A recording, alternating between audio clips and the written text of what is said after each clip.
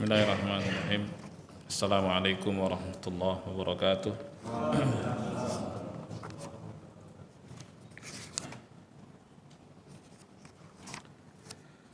Innal hamdalillah nahmaduhu wa nasta'inuhu wa nastaghfiruh wa na'udzu billahi min syururi anfusina wa min sayyiati a'malina. May yahdihillahu fala mudilla lahu wa may yudlil fala hadiya lahu. Asyhadu an la ilaha illallah wahdahu la syarika lah wa asyhadu anna Muhammadan abduhu wa rasuluhu amma ba'd. Hadirin jamaah sekalian yang dimuliakan Allah, tidak lama lagi kita akan masuki bulan Ramadan, Syahrul Mubarak, bulan yang penuh berkah.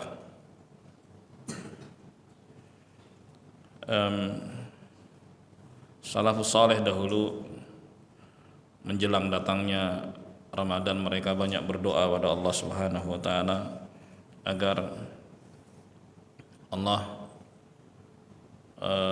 memudahkan mereka untuk berjumpa kembali dengan bulan Ramadan dan meningkatkan amal ibadah di bulan tersebut.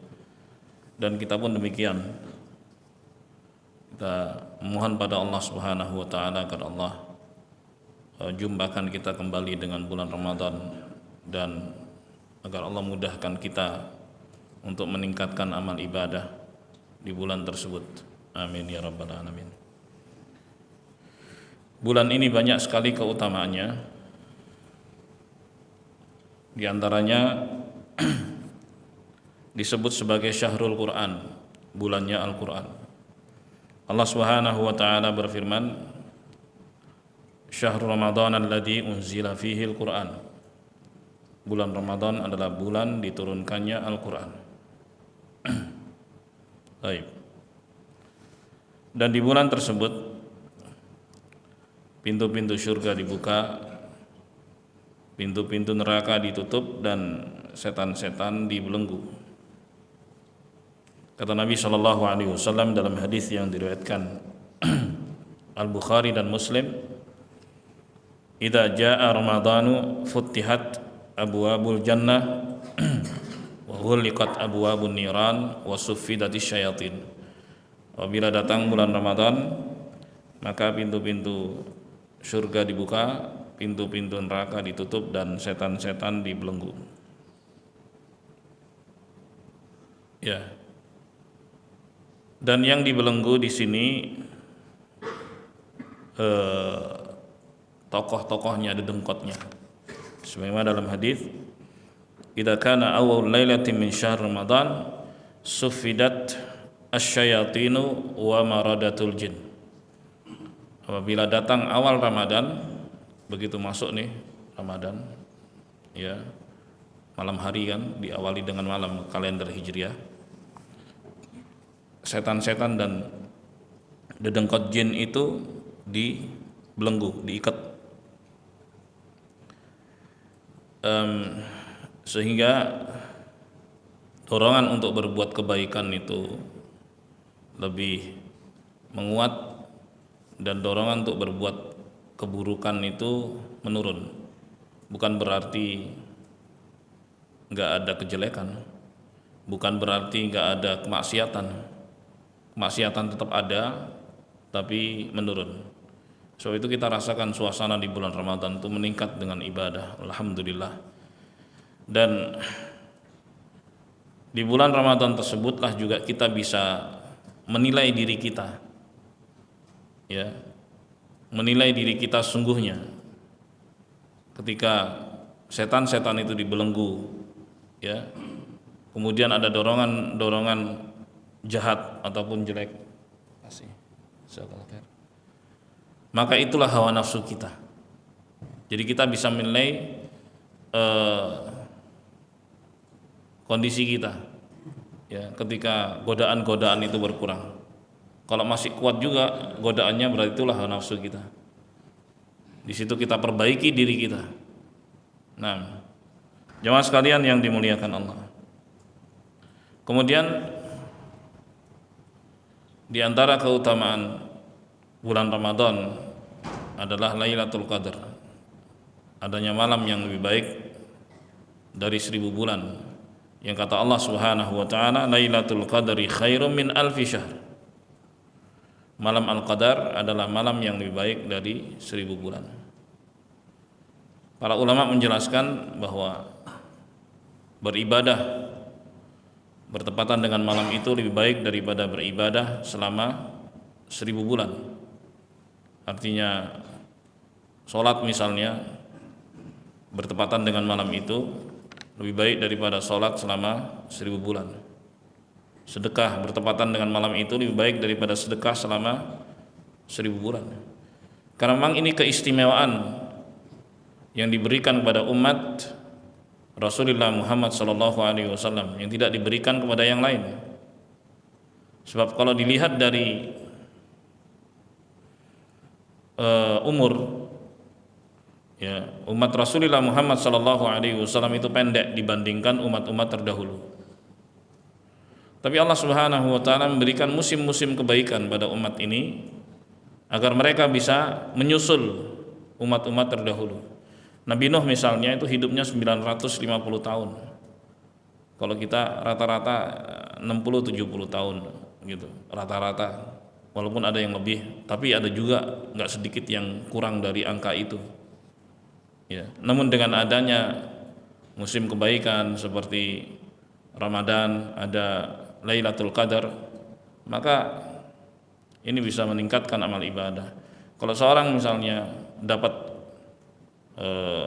Lailatul Qadar, itu lebih baik daripada ibadahnya selama 1000 bulan alias 83 tahun kurang lebih begitu. Kalau dia dapat itu 10 tahun atau 10 kali, itu lebih baik daripada ibadahnya selama 830 tahun. 20 kali itu artinya dia lebih baik daripada beribadah selama 1660 tahun, bisa menyusul umat-umat terdahulu. Nah, jemaah sekalian yang dimuliakan Allah, jadi itu diantara keistimewaan bulan Ramadan. Nah, di bulan Ramadan itu ada ibadah yang khas, ya, dan merupakan salah satu dari rukun Islam, yaitu puasa. Puasa di bulan Ramadan, saum Ramadan. Asalnya puasa ini nggak wajib dan bersifat anjuran. Yang mau puasa silahkan, tapi kalau nggak puasa dia harus bayar fidyah. Ini dulu sebelum turun pewajiban puasa Ramadan. Jadi dikasih pilihan, ya. Allah Subhanahu wa taala berfirman dalam surat Al-Baqarah 184, wa 'alal ladzina yutiqunahu fidyatun ta'amu miskin. Kata Allah Subhanahu wa taala, dan keharusan bagi yang mampu berpuasa Ramadan tapi tidak berpuasa, dia milih untuk tidak berpuasa, maka dia harus bayar fidyah yang diberikan kepada orang-orang miskin. Gitu. Faman tatawwa'a khairan fahuwa khairul lah. Ya. Maka barang siapa yang bertatawwu dengan kebaikan, itu lebih baik baginya. Itu lebih baik baginya. Artinya kalau seorang milih puasa ini baik. Sebab itu Allah mengatakan wa antasumu khairul lakum in kuntum ta'lamun. Dan puasa itu lebih baik bagi kalian kalau kalian tahu. Jadi masih bersifat pilihan. Sampai akhirnya turun Al-Baqarah 185, kata Allah Subhanahu wa taala, faman syahida minkumus syahra falyasum. Barang siapa yang mendapati bulan Ramadan, maka wajib untuk berpuasa. Jadi begitu urutannya. Awalnya puasa Ramadan nggak wajib, baru kemudian berubah menjadi wajib. Nah, sejak diwajibkannya puasa Ramadan, puasa Asyura yang tadinya wajib menjadi sunnah. Ya, puasa Asyura sebelumnya wajib, tapi begitu Ramadan diwajibkan, puasa Asyura itu menjadi sunnah, bersifat anjuran saja. Nah, jemaah sekalian yang dimuliakan Allah, dan ibadah puasa ini banyak sekali keutamaannya, ya. Di antaranya secara umum keutamaan puasa adalah dia menjadi benteng, ya, benteng bagi syahwat dan dorongan nafsu. Maka dengan puasa dorongan-dorongan negatif tersebut bisa berkurang dan lebih terkendali. Dalam hadis Nabi sallallahu alaihi wasallam bersabda, "Ya ma'syarasy syabab, man istata'a minkumul ba'ah falyatazawwaj fa innahu aghaddu lil basar wa ahsanu lil faraj. Faman lam yastati' fa 'alaihi bis-shaum fa innahu lahu wija." Wahai sekalian pemuda, barang siapa di antara kalian yang mampu untuk menikah maka menikahlah, karena itu lebih menundukkan pandangan dan lebih menjaga kemaluan. Barang siapa yang enggak mampu menikah maka hendaknya puasa, karena puasa itu merupakan benteng baginya. Nah,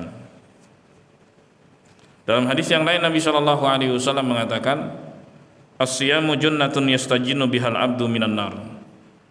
Puasa itu merupakan benteng atau tameng yang dengannya seorang berlindung dari api neraka dengan puasanya. Kemudian keutamaan puasa berikutnya, bahwa puasa itu memasukkan ke dalam jannah. Dalam hadis Abu Umamah Al-Bahili radhiyallahu an, beliau berkata, "Qult ya Rasulullah, dullani ala amalin adkhulu bihil jannah." Wahai Rasulullah, tunjukkan kepadaku suatu amalan yang dengannya aku masuk ke dalam jannah. Rasulullah mengatakan, "Alaika bis-shaum la mithlah." Hendaknya engkau berpuasa dan tidak ada yang sebanding dengannya. Ya, tidak ada amalan yang sebanding dengan puasa. Kemudian juga ada hadis Nabi sallallahu alaihi wasallam dari Abu Hurairah radhiyallahu an, diriwayatkan Bukhari Muslim. Kalau tadi diriwayatkan oleh Nasa'i, Ibnu Hibban, Al-Hakim, dan sanadnya sahih. Nah, di riwayat yang lain, ya, riwayat Bukhari Muslim dari Abu Hurairah radhiyallahu an, Rasulullah sallallahu alaihi wasallam bersabda, "Qala Allahu subhanahu wa ta'ala." Allah subhanahu wa ta'ala berfirman, ini hadis kudusi. Kata Allah subhanahu wa ta'ala, "Kullu amali ibni Adam lahu illa siyam." Setiap amalan anak Adam itu sudah ditentukan untuknya, jadi pahala-pahalanya sudah ditentukan oleh Allah Subhanahu wa taala, kecuali puasa itu yang enggak ditentukan. Ya, fa innahu li wa ana ajzi bih.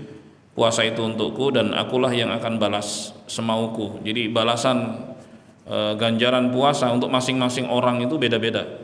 Ya, tergantung dari kualitasnya masing-masing. Ya. Lalu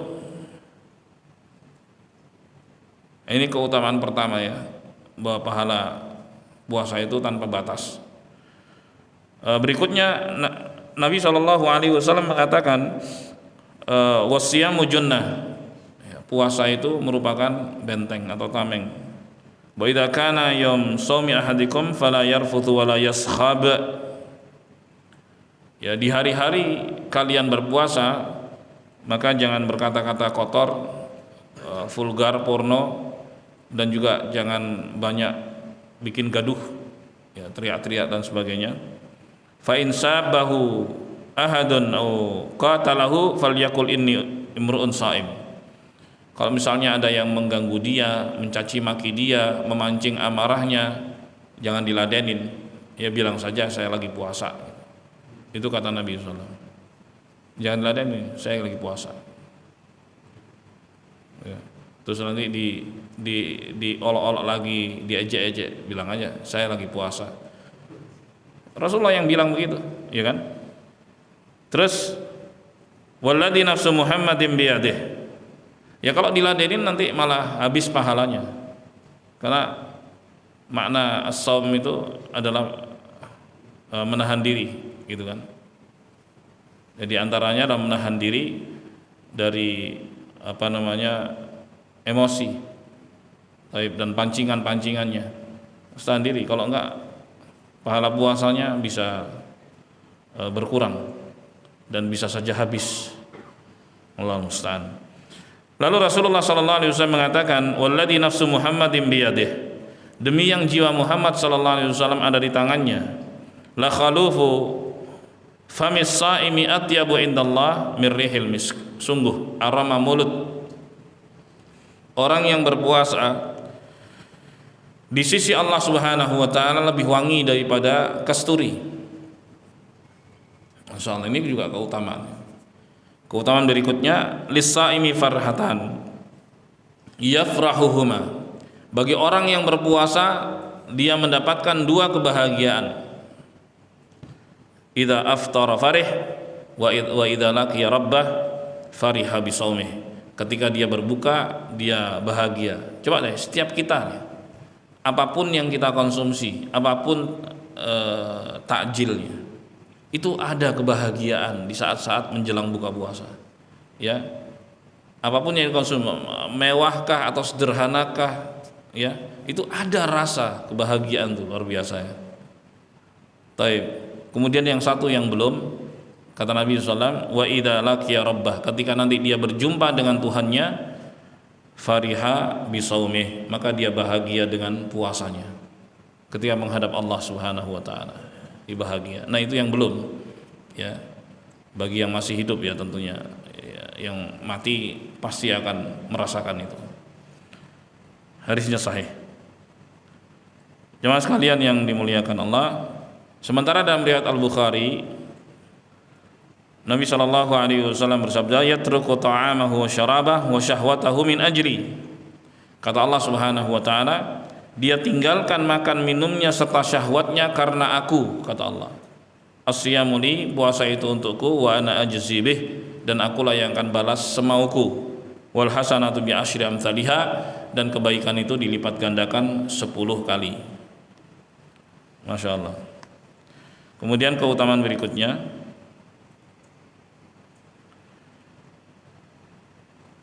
dalam hadis yang diriwayatkan oleh Imam Ahmad, Al-Hakim, Abu Nuaim, dari sejumlah jalan, dari Yahya bin Abdullah, dari Abdurrahman al-Huburi, dari Abdullah bin Amr bin As radhiyallahu ta'ala anhuma, dan sanadnya hasan. Kata Nabi sallallahu alaihi wasallam, as-siyamu wal Qur'anu yashfa'ani lil 'abdi yaumal qiyamah. Puasa dan Al-Qur'an. Al-Qur'an itu bacaan Al-Qur'an, bacaan Al-Qur'an di dalam salatnya. Itu akan memberikan syafaat kepada seseorang di hari kiamat kelak. Ini kita bicara syafaat ya. Jadi kalau kita bicara syafaat, perlu diketahui bahwa seluruh jenis syafaat itu milik Allah. Kata Allah Subhanahu wa taala dalam surat Az-Zumar ayat 44, "Qul lillahi syafa'atu jami'an." Katakan bahwa seluruh jenis syafaat itu milik Allah. Oke. Yang kedua, bahwa Allah menentukan penyalur syafaat. Di antaranya adalah Rasulullah SAW, orang yang mati syahid, kemudian ini puasa, ya, kemudian Al-Quran, bacaan Al-Quran. Ini penyalur syafaat. Kemudian ketentuan yang ketiga, bahwa syafaat itu tidak bisa disalurkan tanpa izin dari Allah. Ya, kata Allah, "Man dzalladzi yashfa'u indahu illa bi'idnih." Tidak ada yang bisa memberikan syafaat di sisi Allah kecuali dengan izinnya. Kemudian ketentuan yang keempat, yang terakhir, bahwa syafaat itu diberikan kepada orang yang bertauhid. Hanya yang bertauhid saja yang dapat. Ya, as'adun nas bi syafaati yaumal qiyamah man qala la ilaha illallah mukhlishan min qalbihi. Manusia yang paling bahagia mendapatkan syafaatku, kata Rasulullah, adalah yang mengucapkan la ilaha illallah tulus dari lubuk hati yang paling dalam. Jadi itu 4 ketentuan syafaat. Jadi kalau kita berharap syafaat puasa dari siapa? Apa jawabannya jemaah? Kalau kita berharap syafaat puasa dari siapa? Hah? Dari Allah Subhanahu wa taala. Kita enggak berharap syafaat puasa dari puasa kita, enggak, dari Allah, karena yang punya syafaat Allah. Ini penting loh ya. Kemudian kita berharap syafaat bacaan Quran kita dari siapa? Dari Allah Subhanahu wa taala. Terus kalau kita berharap syafaat Nabi Muhammad dari siapa? Ini yang penting tuh. Di sini banyak orang keliru. Seorang berharap syafaat Nabi Muhammad dari Nabi Muhammad, padahal Nabi Muhammad gak punya. Yang punya syafaat itu Allah Subhanahu wa taala. Begitu cara pemahamannya. Ya, syafaat apapun yang diharapkan ya itu dari Allah Subhanahu wa taala. Jadi kalau ada janji-janji akan mendapatkan syafaat Nabi Muhammad SAW itu diharapkan dari siapa? Ya dari Allah. Ya, baca sholawat, ya, perintah untuk baca sholawat supaya mendapatkan syafaat Rasulullah SAW. Harapan syafaat Rasulullah itu dari siapa? Ya dari Allah. Jadi kita berharap syafaat Nabi Muhammad dari Allah. Gitu. Keliru kalau seorang berharap syafaat Nabi Muhammad dari Nabi Muhammad, beliau nggak punya. Karena seluruh jenis syafaat itu milik Allah Subhanahu wa taala. Sama kita berharap syafaat puasa kita, berharap syafaat bacaan Quran kita itu dari Allah Subhanahu wa taala. Berharap syafaat orang yang mati syahid dari Allah Subhanahu wa taala. Ini syafaat-syafaat itu semua dipanjatkan kepada Allah. Adalah perilaku jahiliyah ketika berharap syafaat dari manusia. Itu syirikan itu. Begitulah. Ya. Wa ya'buduna min dunillah ma la yadurruhum wa la yanfa'uhum wa yaqulun haula'i syufa'auna indallah. Coba tuh. Mereka beribadah kepada selain Allah yang enggak bisa memberikan manfaat, enggak bisa pula menolak bahaya. Dan mereka mengatakan ya bahwa orang-orang saleh itu adalah pemberi syafaat kami di sisi Allah. Noh, itu perilaku jahiliyah. Ketika seorang berharap syafaat dari makhluk, karena makhluk gak punya syafaat. Ini perlu pelurusannya. Karena gak sedikit seorang berharap syafaat Rasulullah itu dari Rasulullah. Tapi berharap syafaat Rasulullah Muhammad SAW dari Allah, karena Allah lah pemilik syafaat itu. Ya. Seperti sebagian orang, wahai Rasulullah berikan syafaat kepada kami, wahai Rasulullah. Enggak benar kayak gini. Beliau enggak punya. Ya mintanya kepada Allah, ya Allah berikan syafaat nabimu kepadaku, gitu. Ya, ini salah doa ya, perlu pelurusan.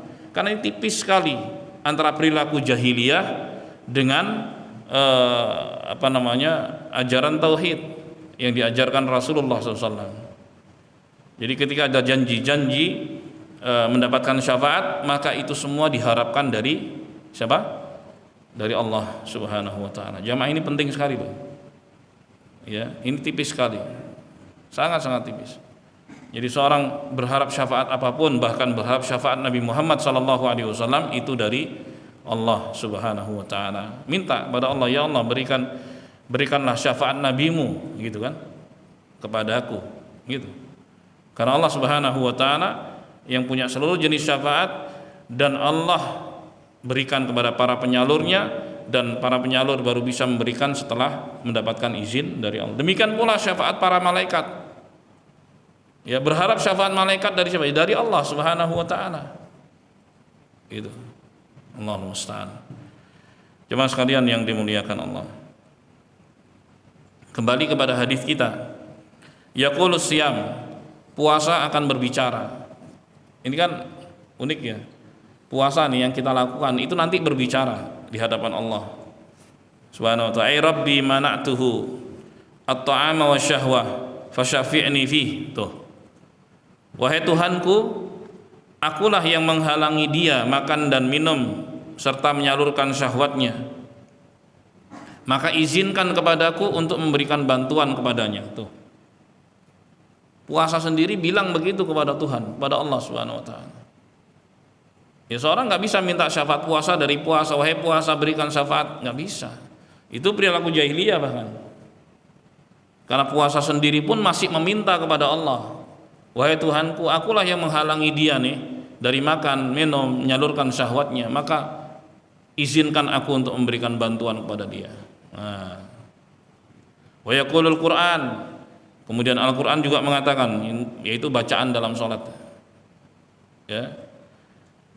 Ai Rabbi mana'tuhum naum bil lail, wahai Tuhanku, akulah yang menghalangi dia untuk tidur di malam hari.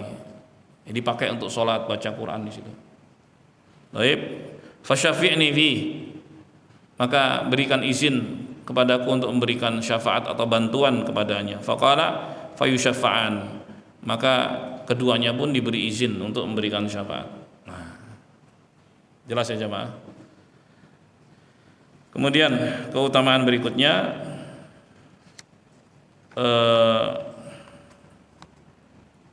Allah Subhanahu wa taala siapkan pintu khusus di jannah bagi mereka yang berpuasa. Kata Nabi sallallahu alaihi wasallam dalam hadis diriwayatkan Bukhari Muslim dari Sahal bin Sa'ad radhiyallahu an, inna fil jannati baban yuqal lahu Rayyan. Di surga itu ada sebuah pintu bernama Ar-Rayyan. Ar-Rayyan gitu ya. Yadkhulu minhu as-sa'imuna yaumal qiyamah, yang berpuasa akan masuk melalui pintu itu. La yadkhulu minhu ahadun ghairuhum, tidak ada satupun selain mereka yang bisa masuk dari pintu itu. Jadi hanya yang berpuasa saja. Fa idza dakhalu ughliq, ketika mereka sudah masuk semua, maka pintu itu pun tertutup. Falam yadkhul minhu ahadun, sehingga tidak bisa dimasuki oleh siapapun. Fa idza dakhala akhiruhum ughliq, ya, jika orang terakhir masuk dari pintu puasa tadi, maka dia menutup. Wa man dakhala syarib, siapa yang masuk dia akan minum. Wa man syariba lam yatma abadan, dan barang siapa yang minum dia tidak akan haus selamanya. Masya Allah. Jemaah sekalian yang dimuliakan Allah, kemudian berikutnya tentang anjuran-anjuran untuk puasa Ramadan. Kalau tadi puasa secara umum, yang pertama bahwa puasa Ramadan itu bisa menggugurkan dosa. Ya, kata Nabi SAW dalam hadis yang diriwayatkan Bukhari Muslim, man shama ramadhana imanan wa ihtisaban ghufira lahu ma taqaddama min dhanbihi. Barang siapa yang puasa Ramadan dengan penuh keimanan dan berharap pahala dari Allah, maka dosa-dosa yang lalu diampuni oleh Allah. Ya. Jadi perhatikan dalam hadis ini, seorang puasa Ramadan dengan penuh keimanan, artinya dia tahu itu perintah Allah dan dia kerjakan karena Allah. Wahtisaban, dan dia juga berharap pahala dari Allah. Jadi berharap pahala dari Allah itu tidak menafikan keikhlasan. Sebagian orang beranggapan bahwa ikhlas itu ya nggak berharap apa-apa dari Tuhan. Salah. Ya. Berharaplah dari janji-janji Allah Subhanahu wa taala. Nggak apa-apa. Yang nggak boleh itu, ya, seorang beramal amalan akhirat kemudian dia berharap materi dari apa yang dia kerjakan di dunia. Ya, berharap materi dari apa yang dikerjakan. Jadi saya berbuat ini, mana barternya, duitnya mana, gitu, imbalannya mana, gitu ya. Nah itu. Baik. Tapi ketika seorang beribadah kemudian dia minta kesejahteraan pada Allah, minta materi juga kan, boleh nggak? Ya boleh lah. Sholat misalnya, di tengah sholat dia berharap kesejahteraan dari Allah. Ya Allah, berikan aku kecukupan. Ya boleh, karena mintanya kepada Allah, bukan yang instan. Yang instan itu loh, saya berbuat ini, mana imbalannya, mana rupiahnya. Nah itu dia, itu instan. Ya, amalan-amalan seperti ini, amalan akhirat seperti ini, kalau dipakai untuk cari duit, nah itu yang jadi masalah. Tapi ketika seorang beramal saleh kemudian berharap apa yang ada di sisi Allah, termasuk kesejahteraan dia di dunia dengan jalan-jalan usaha atau apa segala macam, dimudahkan oleh Allah Subhanahu wa taala, apalagi berharap ganjaran di akhirat, maka itu dibenarkan. Ya, dan tidak menafikan keikhlasan. Oh, kamu nggak ikhlas. Kenapa? Karena kamu berharap di sisi Allah. Salah itu. Justru seorang berharap di sisi Allah itulah keikhlasan. Karena makna al-ikhlas adalah beribadah, ya, karena Allah Subhanahu wa taala saja dan berharap apa yang ada di sisi Allah Subhanahu wa taala. Itulah keikhlasan. Makanya Rasulullah mengatakan, siapa yang puasa Ramadan dengan penuh keimanan dan berharap pahala dari Allah, maka dosa-dosa yang lalu diampuni oleh Allah. Jelas ya? Itu yang pertama. Yang kemudian yang kedua, hadis dari Abu Hurairah juga, bahwa Nabi Shallallahu Alaihi Wasallam naik mimbar,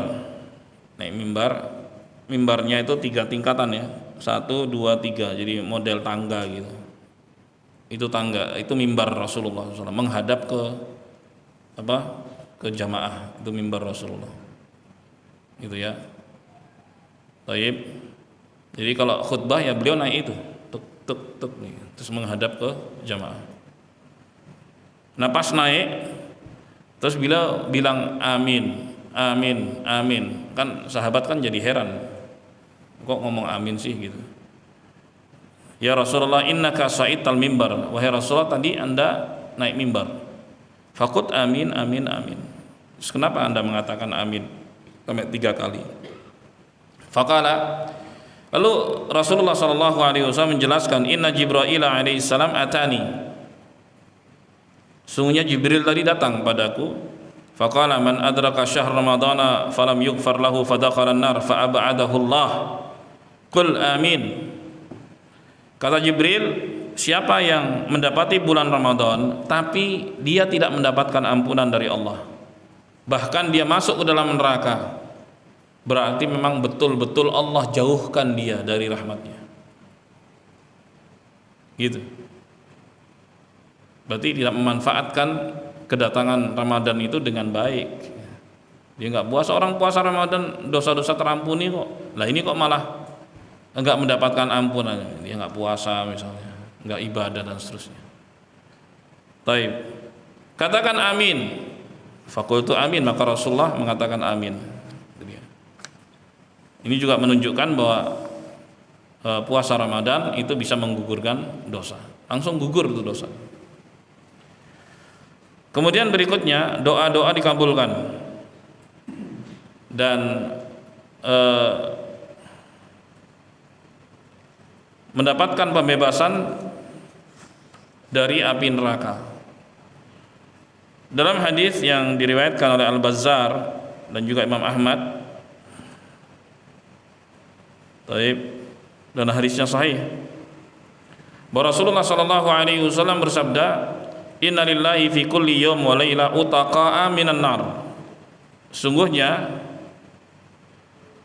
di setiap hari, ya setiap hari itu bukan siang aja, hari dan malam, Allah Subhanahu wa taala memiliki orang-orang yang dibebaskan dari api neraka.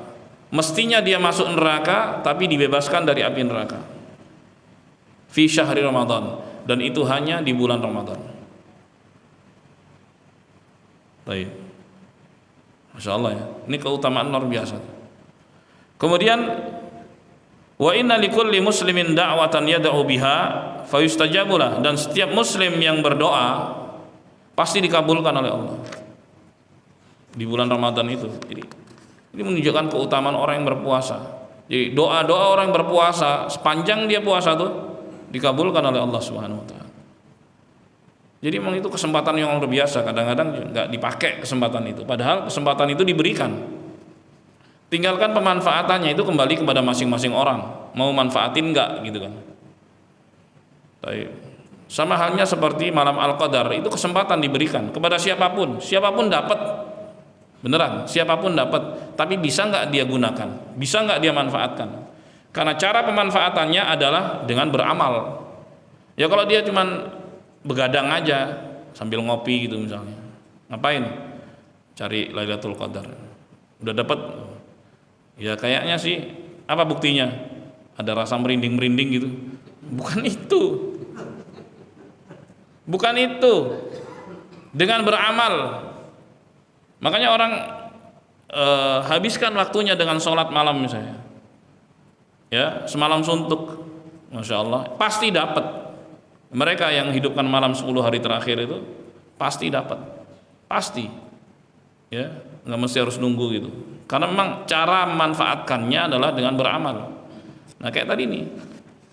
Ya, ketika seorang berpuasa itu doa-doanya dikabulin.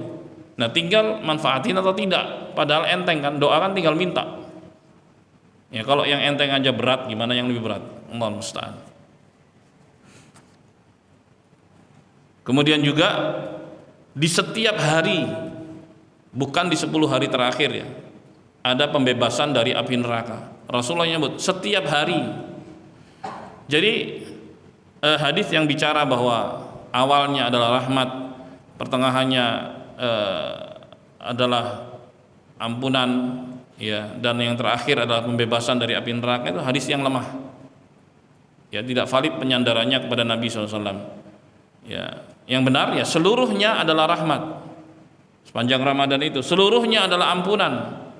Sepanjang Ramadan dan seluruhnya adalah pembebasan dari api neraka sejak masuk bulan Ramadan, seperti yang disabdakan oleh Nabi SAW. Taib, jemaah sekalian yang dimuliakan Allah. Kemudian berikutnya tentang ancaman bagi mereka yang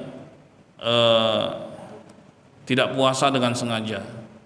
Datang hadis dari Abu Umamah Al-Bahili radhiyallahu an, diriwayatkan oleh An-Nasa'i dalam Al-Kubra dan sanadnya sahih.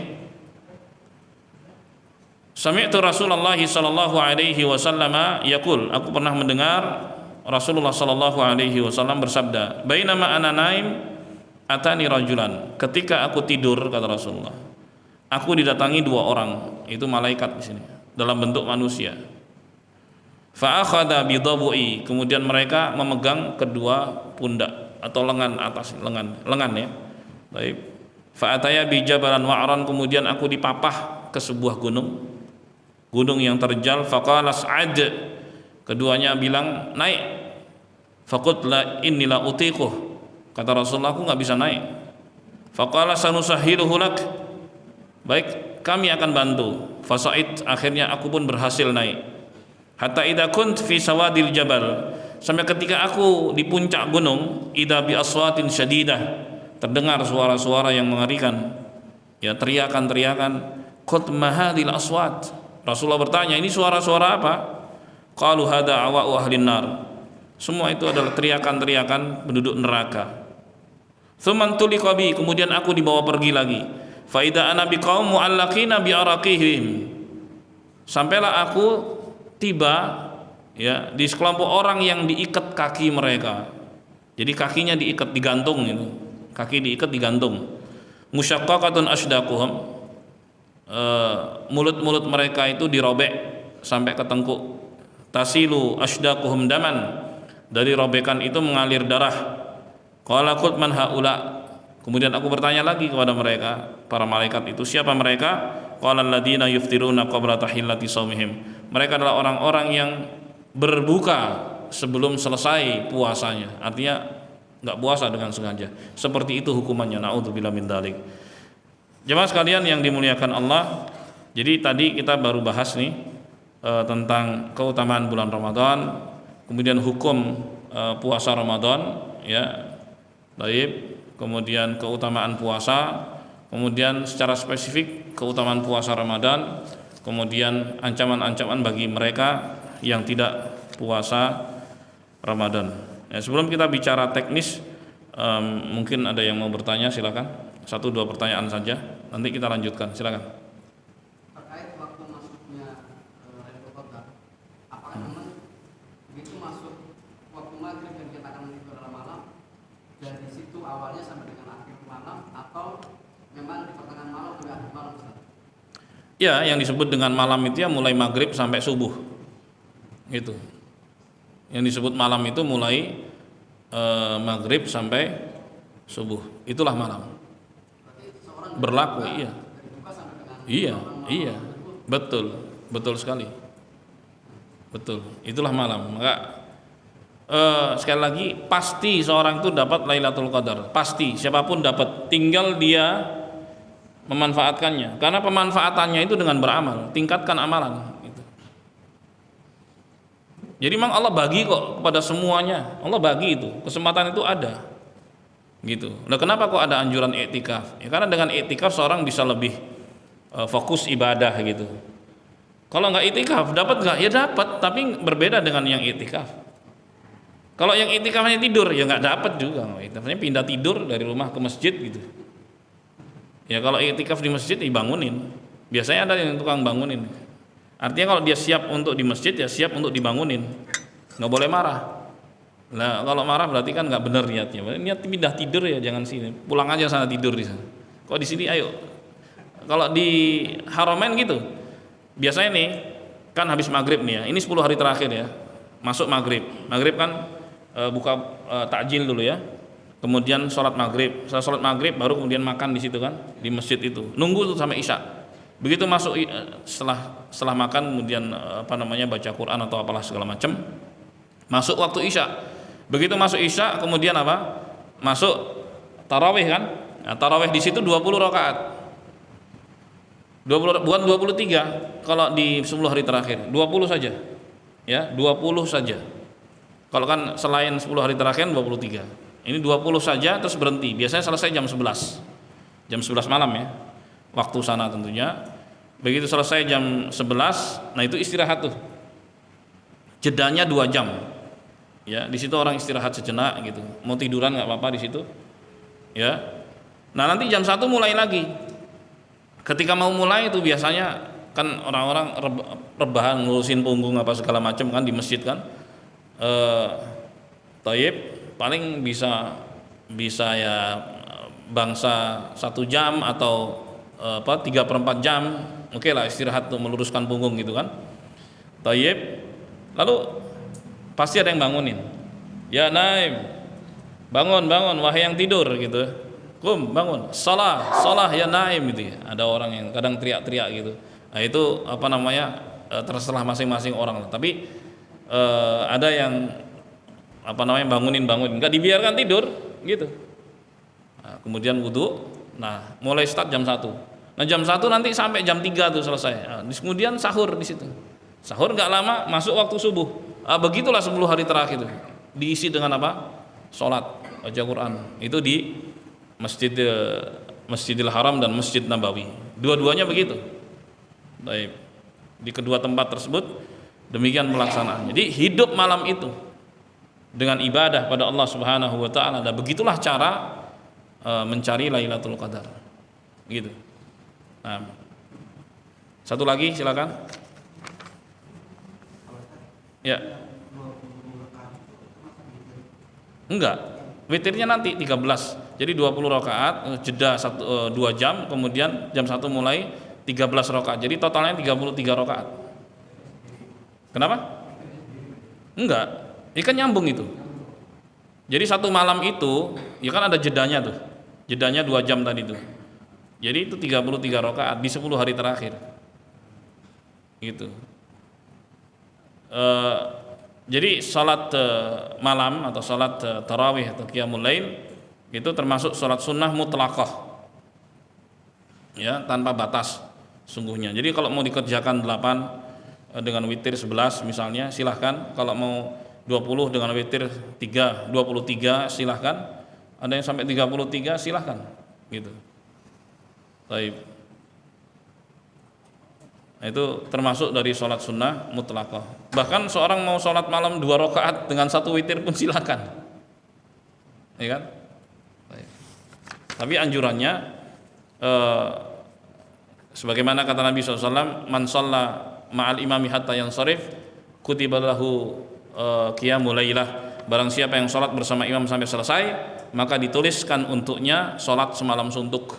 Jadi pas kita dalam kesempatan apapun dimanapun kita melaksanakan sholat malam gitu ya, tayyib, ya ikuti aja sampai selesai, jelas ya, ikuti saja sampai selesai bersama imamnya gitu. Baik, maka akan ditulis untuknya sholat semalam suntuk. Demikian Pak. Baik, sekarang kita masuk teknis ya. Kalau tadi bersifat pembahasan tentang definisi dan juga anjuran serta ancaman bagi mereka yang tidak berpuasa. Nah sekarang ahkamus siyam.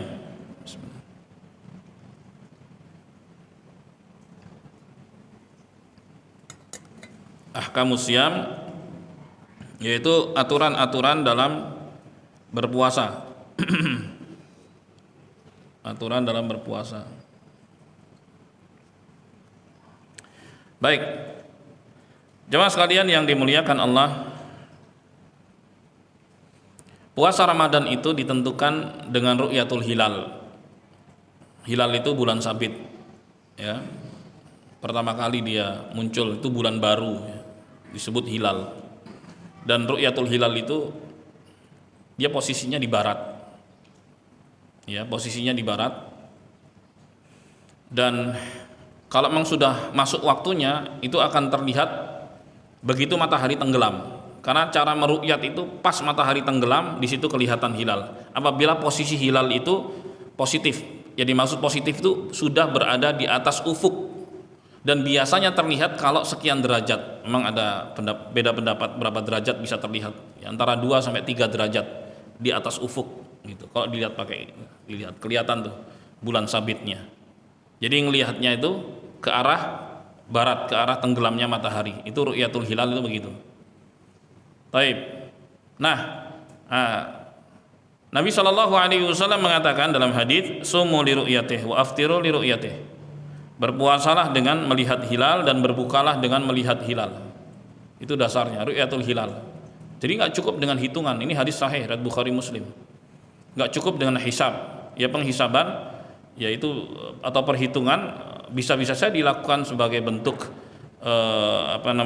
perkiraan gitu. Pemastiannya itu dengan ru'yatul hilal. Baik, pemastiannya dengan ru'yatul hilal. Rasulullah mengatakan berpuasalah dengan melihat hilal dan berbukalah dengan melihat hilal. Artinya berhari rayalah dengan melihat hilal. Jadi dua-duanya lihat hilal.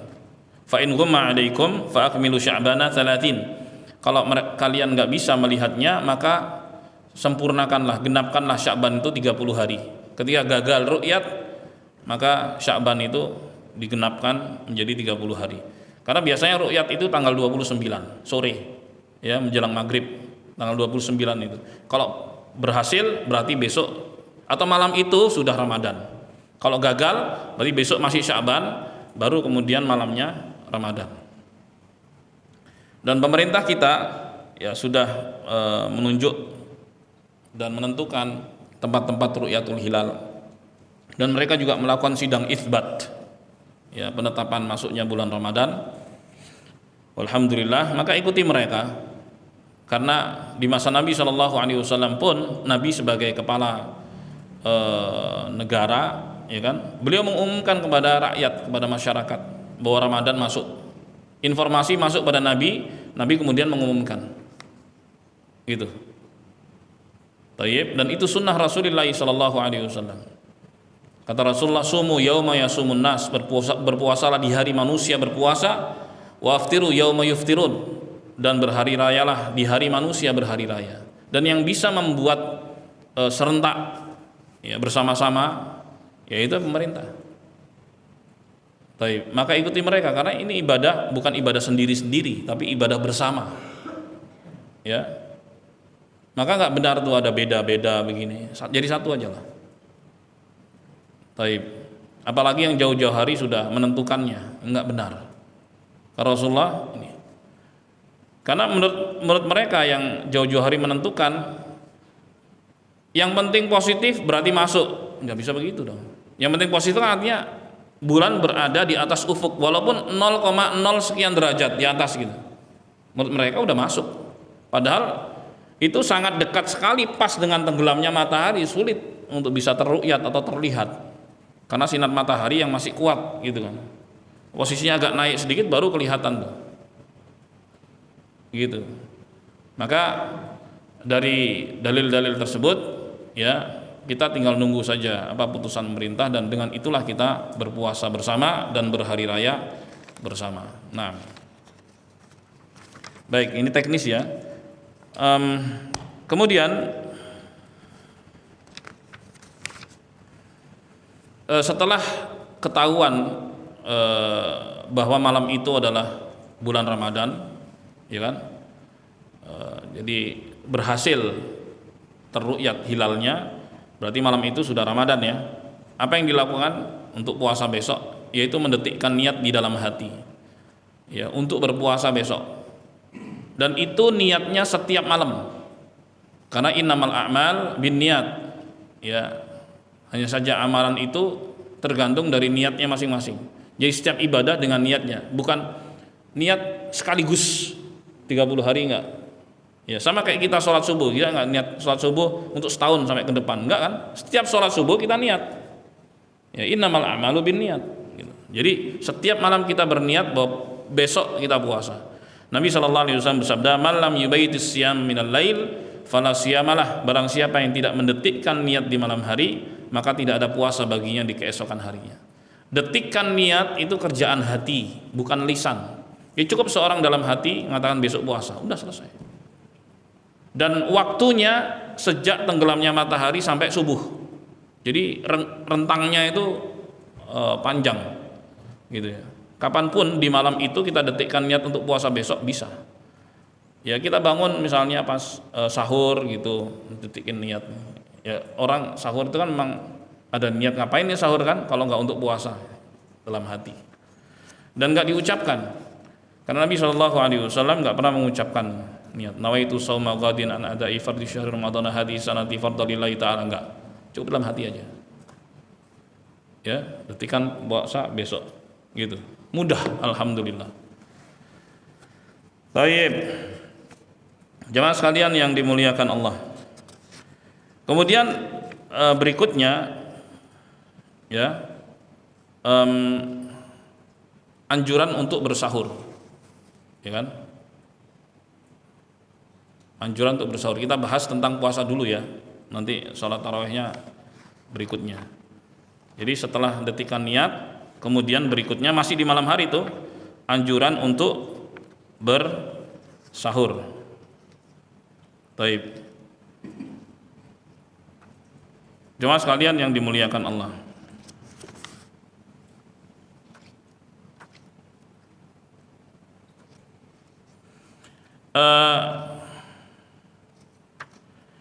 Sahur itu berkah.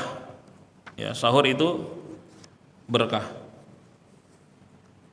Kata Nabi SAW dalam hadis Salman Al-Farisi, al-barakatu fi thalathah. Keberkahan itu ada pada 3. Yang pertama al-jamaah, berjamaah. Yang kedua adalah as-sarid. Sarid ini jenis makanan ya, marok gitu, sup kambing dengan apa namanya, khubus gandum gitu. Nah, itu dimasak di kuali kecil gitu.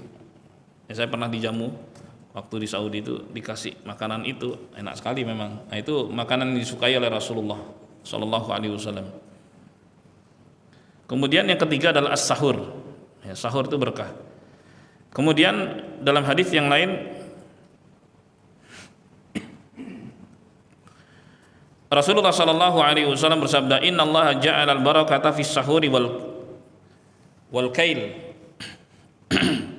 Sungguhnya Allah Subhanahu Wa Taala jadikan keberkahan itu pada sahur dan takaran. Ya, di sini sebut sahur. Sahur itu berkah. Baik.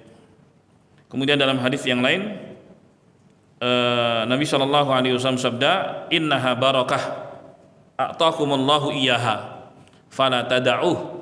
Sungguhnya sahur itu berkah, Allah Subhanahu Wa Taala anugerahkan itu untuk kalian, maka jangan kalian tinggalkan.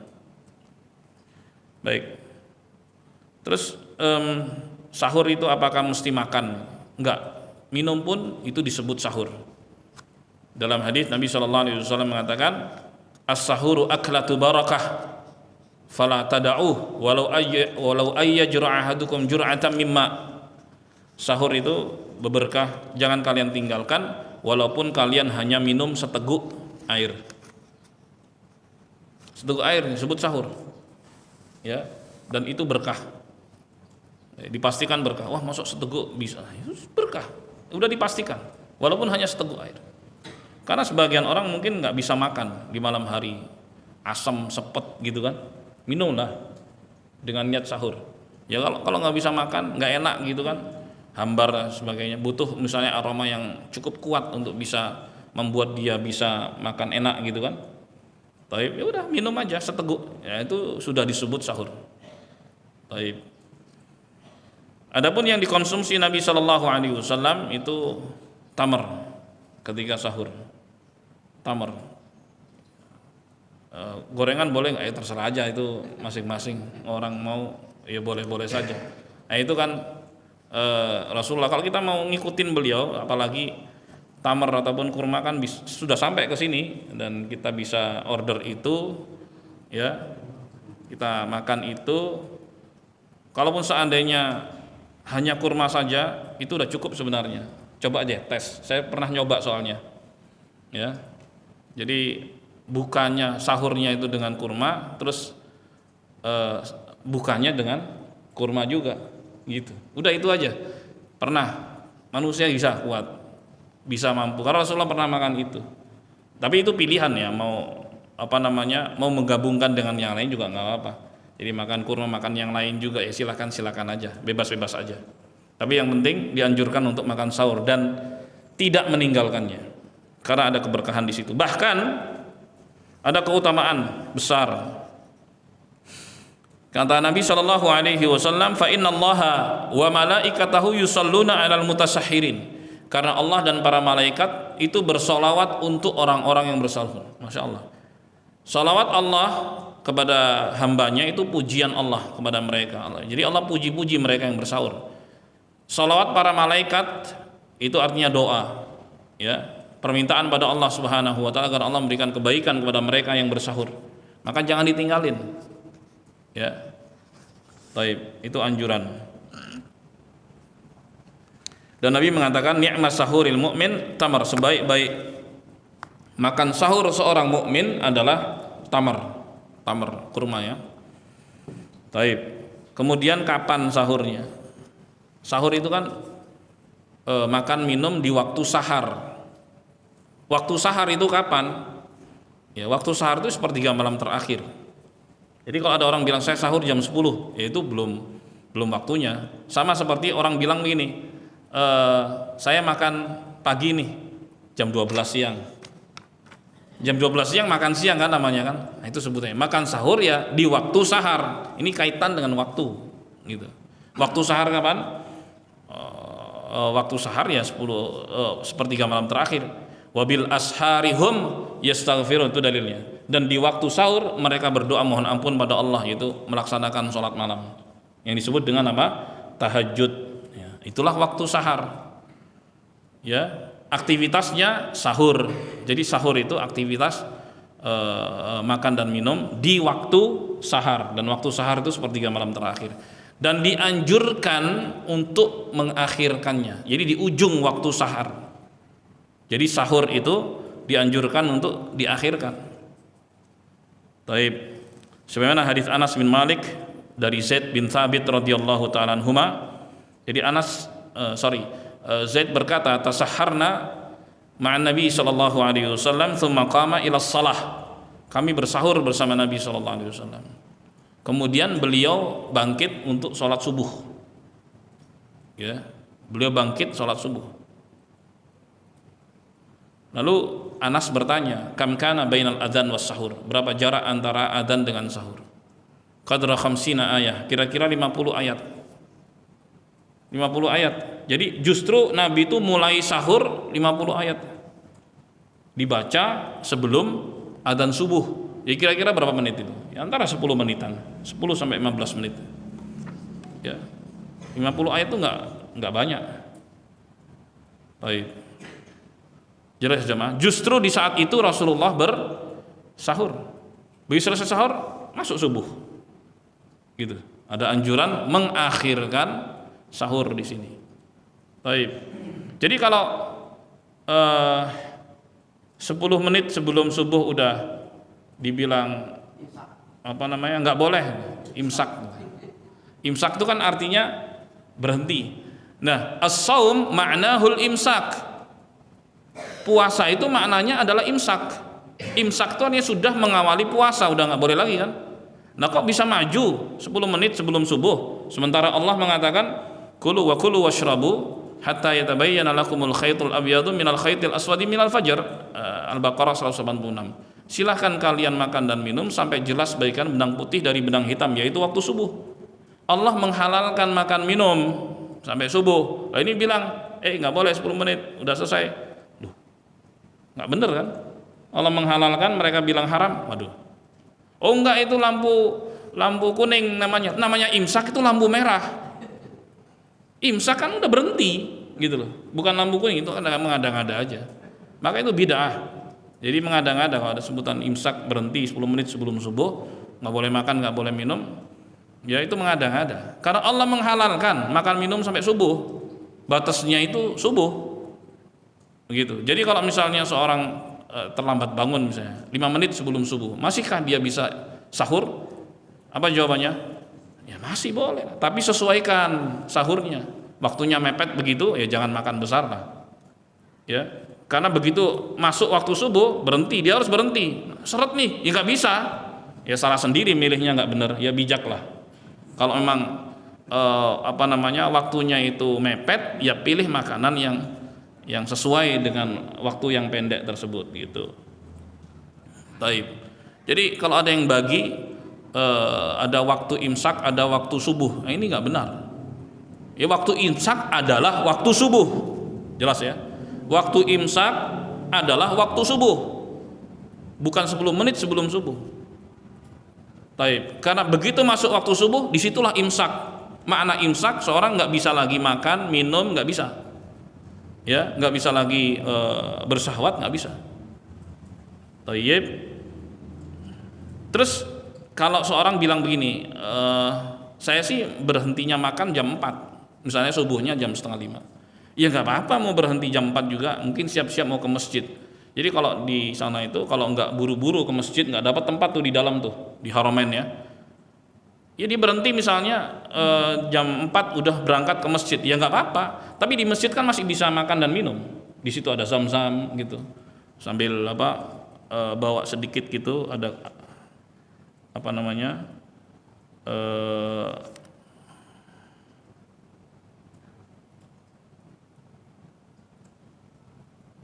ada sedikit air zam-zam gitu kan, bisa di situ ada gentong-gentong atau tempayan-tempayan air gitu, ambil sambil sholat tahiyatul masjid, setelah itu sambil doa-doa, terus minum sedikit sampai nanti menjelang adzan.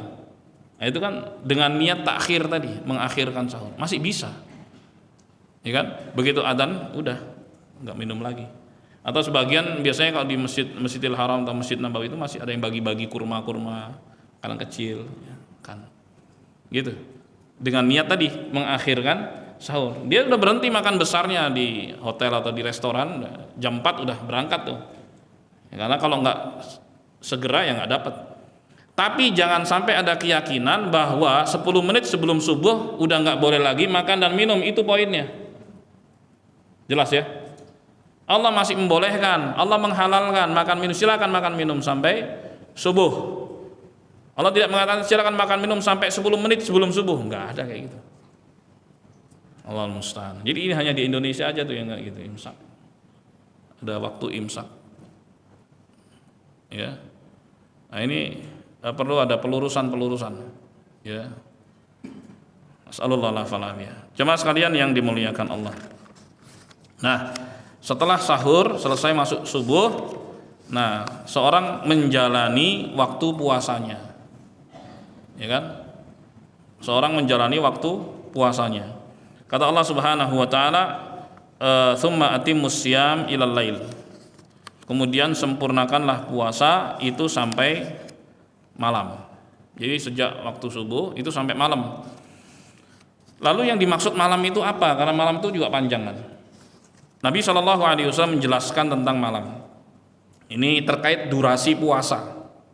Karena dahulu itu puasa itu sampai munculnya bintang-bintang. Baik. Artinya sudah tenggelam matahari, bintang-bintang udah banyak bertebaran gitu. Kemudian seorang berbuka. Maka itu nggak benar. Ya, Rasulullah SAW menjelaskan yang dimaksud dengan batas akhir puasa satu hari itu malam yang dimaksud Kata beliau, idza aqbala al-lailu min hahuna wa adbara an-naharu min hahuna wa gharabatis syams faqad aftara shaim. Apabila malam datang dari sini, dari arah timur, siang pergi dari sini, dari arah barat, dan matahari tenggelam, saat itulah yang berpuasa berbuka. Ya, jadi itu batas ya, batas akhir puasa hari itu. Itu sampai tenggelamnya matahari. Tenggelamnya matahari bertepatan dengan masuknya apa? Maghrib.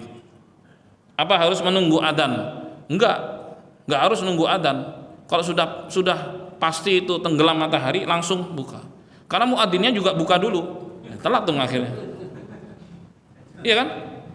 Terus apa bedanya coba? Makan banyak di dunia ini pakai jam. Bahkan di Haramain juga pakai jam. Gitu. Untuk melihat tanda-tanda alam itu banyak kesulitan gitu. Alhamdulillah ada jam. Dan itu selalu tepat ya. Karena sudah ada penelitian dan riset sebagainya. Dan akan selalu begitu. Ya, sepanjang masa.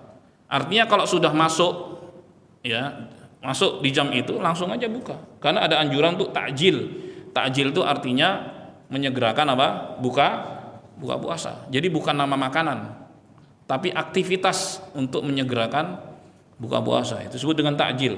Makan nasi apa aja, bisa kurma. Kalau Rasulullah makannya kurma. Rutab, kalau ada rutab. Kalau nggak ada rutab maka tamar. Kalau nggak ada tamar ya minum air, gitu aja. Itu kan nama makanan, bisa undi-undi, bisa gorengan, bisa tahu isi apa segala macam, terserah itu. Tapi takjil itu artinya menyegerakan buka puasa. Itu makna takjil. Ya, bukan nama makanan. Takjil. Takjil itu aktivitasnya menyegerakan buka puasa. Jadi begitu masuk ya, kan jam kita nih kalau sudah dikalibrasi, kalau di jam HP kan insya Allah terus update ya. Kalau jam dinding kadang kan udah baterainya udah mau habis, karena antara jam ini dengan jam itu beda tuh. Itu bedanya 1 menit tuh. Mana yang dipercaya dari jam ini? Tuh. Iya kan? Baik. Jadi mesti diperiksa dulu ketepatannya. Kalau sudah tepat ya pakai itu. Kalau udah masuk jangan ragu lagi, udah masuk langsung buka. Jangan nunggu, bentar belum adzan. Lah yang muadzinnya sendiri juga masih makan di situ. Bertakjil mereka. Allah musta'an. Ya keduluan dong.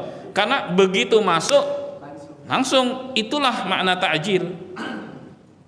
Ya, takjil itu menyegerakan buka puasa. Wa gharabatis syams faqad aftara shaim. Begitu matahari tenggelam, saat itu yang berpuasa berbuka.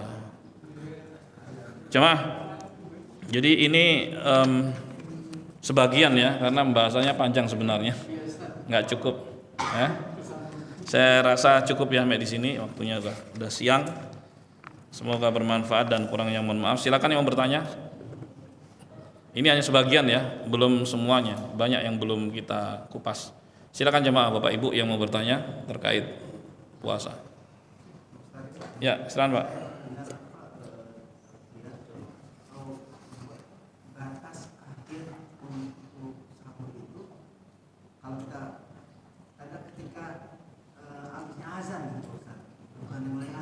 Enggak, salah itu. Yang bilang batas akhir adzan itu salah. Karena batas akhirnya itu ya ketika masuk waktu subuh. Sama seperti tadi, batas akhir puasa ya itu begitu matahari tenggelam. Maka batas akhir sahur begitu masuk waktu subuh. Bukan dinisbatkan kepada pelakunya, orang muadzinnya. Bisa aja orang adzan telat gitu kan. Oh, belum selesai tuh adzan itu, dimilih dia. Ini adzan kan berseliweran nih.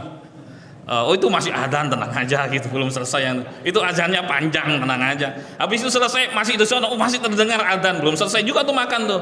Ya nggak bener itu. Ya, itu yang ngasih tahu siang ngawur. Ya, nggak pakai dalil gitu. Jadi yang kalau saya jam digital itu lebih tepat. Hah? Jam digital Ya. itu lebih tepat dari jamnya begini. Iyalah, itu bisa diatur lah. Kalau itu jamnya bisa diatur ya insya Allah nggak apa-apa. Ada jam digital, jam macam-macam. Yang penting dikalibrasi lah, gitu ya. yang kira-kira ini baterainya udah agak lama digantilah gitu ya. Baik.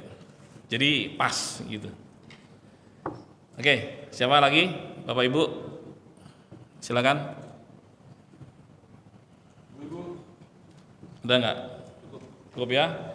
Semoga bermanfaat dan kurangnya mohon maaf. Semoga Allah selalu memberikan taufik hidayah pada kita semua dan menyelamatkan kita di dunia maupun di akhirat. Amin ya rabbal alamin. Subhanakallahumma bihamdik, asyhadu an la ilaha illa anta, astaghfiruka wa atubu ilaik. Assalamualaikum warahmatullahi wabarakatuh.